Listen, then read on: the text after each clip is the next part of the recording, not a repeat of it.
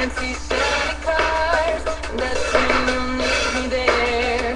With you I'll always share. 'Cause I'm singing in the rain, singing in the rain. What a glorious feeling, I'm happy again. I'm laughing at clouds so dark up above. I'm singing and praying to stand under my umbrella. Ella, Ella, eh, eh, eh, under my umbrella. Ella, Ella, eh, eh, eh, eh, eh. These fancy things will never come in between. You'll find my entity here for infinity.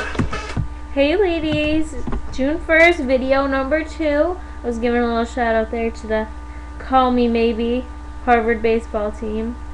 Gotta love those boys. The homeboys. Just kidding, I have no idea who they are, but that little beat thing they did was pretty awesome. So I thought I'd do a little mimic. But anyways, it's June 1st, it's a Friday, it's raining outside, so you guys can all stand under my umbrella. That was my attempt at being funny. I told you I wasn't. Anyways, today we are going to cover Arch Rock. Arch Rock is one of the major natural landscapes found on Mackinac Island. It's 146 feet tall, and it's made out of a limestone formation and archway. It's very important, and there's an Indian story revolving around it, and I will be reading that to you guys shortly. But first off, the Arch Rock was formed. The Arch Rock was formed during a high period of Lake Huron waters, and that is how it and many other limestone cough cough. But that and many other landmarks were formed that way. But anyways, we're going to move on to the Indian story. Along the beaches of the shores of Lake Huron lived a band of Ojibwa. Their lodges or homes were round-topped and made of sapling and elm bark. The homes lay peacefully beneath the forest boughs. In the finest lodge, with its door blanket made of moose hide, lived the chief of the band and his beautiful daughter, called She Who Walks Like the Mist. Good name, good name. When She Who Walks Like the Mist carried the water from the lake in her clay vessel and worked the bright designs of dyed moose hair into porcupine quills into soft moccasins, the young braves watched with admiring eyes. But Mist Woman paid little attention. Her workdays were long without a mother to help her. She never complained, and her father was proud of this. Someday he knew she would marry a fine brave from another clan and have many children.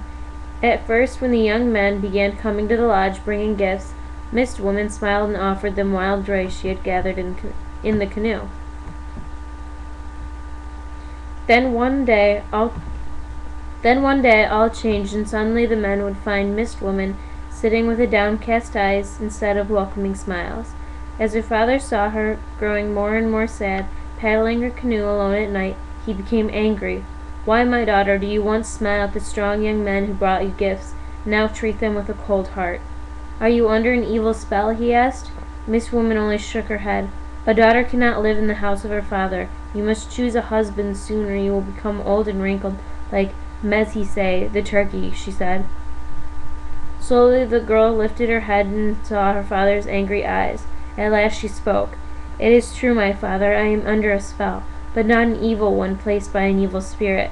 She spoke, but then her father asked fiercely, Let me speak so that you may know my heart, she said. Often when I go to gather the wild rice, it is late. The star of the path of the dead is in the sky when I return. 2 moons ago, as I paddled to the eastern shore of our village, a handsome brave appeared to me. His clothing was one of the whitest deerskin I have ever seen, and covered with the designs my fingers could have never made. But even more wonderful was his robe of shining light.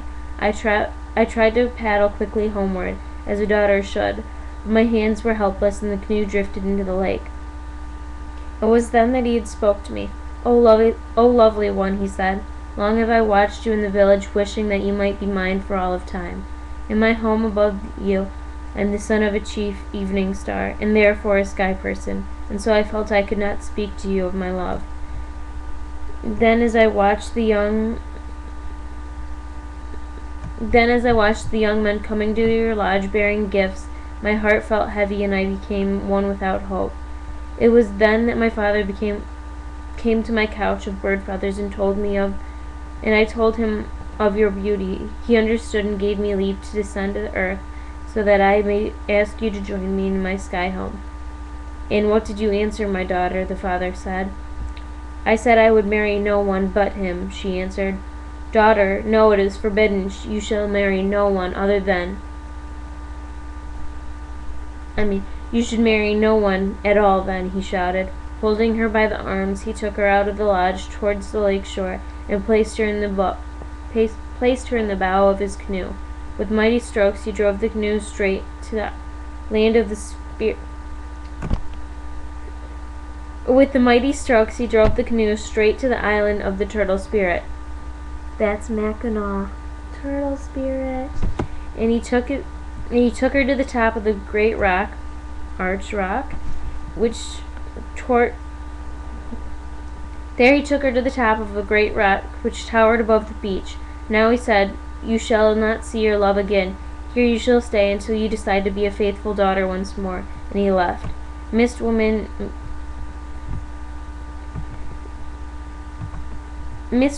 made no answer. She did not cry out when the sun grew hotter and the rain fell. She only her tears flowed down the rock to show that her longing for the man. Little by little the tears began to melt the stone until at last an archway appeared beneath her and she was left on a high bridge of rock. That night through the arch appeared the rays of an evening star, and down these rays walked the one she loved. Gathering her into his arms, he carried her up the stars into the land of the sky people. But the arch rock was formed and stayed to remind people of this story. So that is the story of Arch Rock. Arch Rock, how many feet tall is it? 146? What? Yeah, it is. But that is the Indian story revolving around Arch Rock. It is one of the many Indian stories on the island since Indians tended to have their summer villages on the shores of Lake Huron and Lake Michigan on the shores of Mackinac Island. But I think that is good enough for our video today. Once again, this was Arch Rock, and you have the Indian story, how high it is, and some geologic stuff on it in the beginning. So I'll see y'all later, and have a good Friday night. Try not to get into too much trouble, and if you do, it better be with me, because I'm kidding. Just don't get into trouble. When the world has took its part, when the world has dealt its cards, if the hand is hard, together we'll make a heart. 'Cause I'm singing in the rain, just singing in the rain. A glorious feeling, I'm happy again. I'm laughing at clouds so dark up above. I'm singing in the rain. You can stand under my umbrella. Just singing in the rain. Only 60 of us in the fort. They've got hundreds. We can't survive an attack and protect the village. We're going to have to surrender, or be slaughtered trying to save this fort. What else can we do?